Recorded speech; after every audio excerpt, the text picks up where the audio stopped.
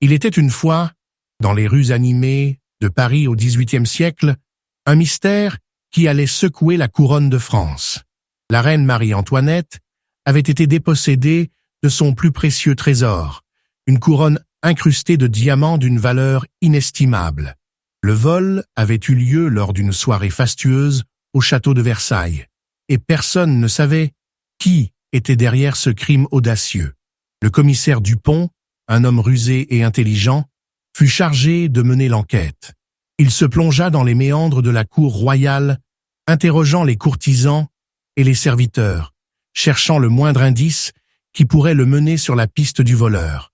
Mais le mystère restait entier, et le temps pressait, car la reine exigeait que sa couronne lui soit rendue au plus vite. Dupont interrogea tous les invités de la soirée, mais aucun d'entre eux ne semblait avoir de motif pour voler la couronne. Il se tourna alors vers les serviteurs du château, scrutant chaque regard, chaque geste, à la recherche d'un signe de culpabilité. Mais là encore, il ne trouva rien qui puisse l'aider dans son enquête. Cependant, un nom revenait sans cesse dans les conversations, celui de la comtesse de Montespan, une femme mystérieuse et intrigante qui avait été vue rôdant près de la chambre de la reine la nuit du vol. Dupont décida de se rendre à son manoir pour l'interroger, mais elle était introuvable. Il se mit alors à la recherche de la comtesse, convaincu qu'elle détenait la clé du mystère. Après des jours de recherche, Dupont retrouva enfin la comtesse de Montespan dans une auberge miteuse en périphérie de Paris. Elle était méconnaissable, vêtue de haillons et le regard hagard. Dupont s'assit en face d'elle, lui demandant de lui révéler la vérité sur le vol de la couronne.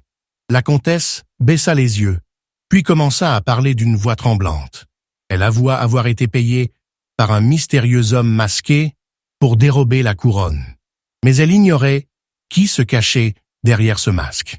Elle lui avait remis la couronne en échange d'une somme d'argent, mais elle regrettait amèrement son geste. Dupont remercia la comtesse pour sa confession, puis se précipita vers le château de Versailles pour confronter l'homme masqué. Il le trouva dans les jardins du château, en train de contempler la couronne avec un sourire satisfait. Dupont l'appréhenda, démasquant le voleur pour révéler au grand jour son identité, le frère cadet du roi Louis XVI, le prince Philippe. Chapitre 4.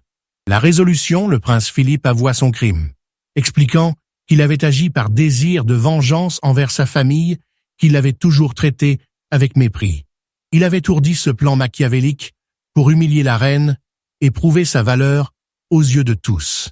Mais son plan avait échoué, et il était désormais entre les mains de la justice. La couronne fut restituée à la reine Marie-Antoinette, qui remercia chaleureusement le commissaire Dupont pour avoir résolu ce mystère. La paix revint à la cour de France, mais Dupont savait que d'autres mystères l'attendaient, prêts à être résolus par son esprit vif et sa sagacité légendaire. Fin, le mystère de la couronne perdue était résolu, mais l'histoire ne faisait que commencer pour le commissaire Dupont. Ses aventures le mèneraient à travers les rues sombres de Paris, à la recherche de la vérité dans un monde de mensonges et de trahisons. Car dans la ville des Lumières, rien n'était jamais ce qu'il semblait être.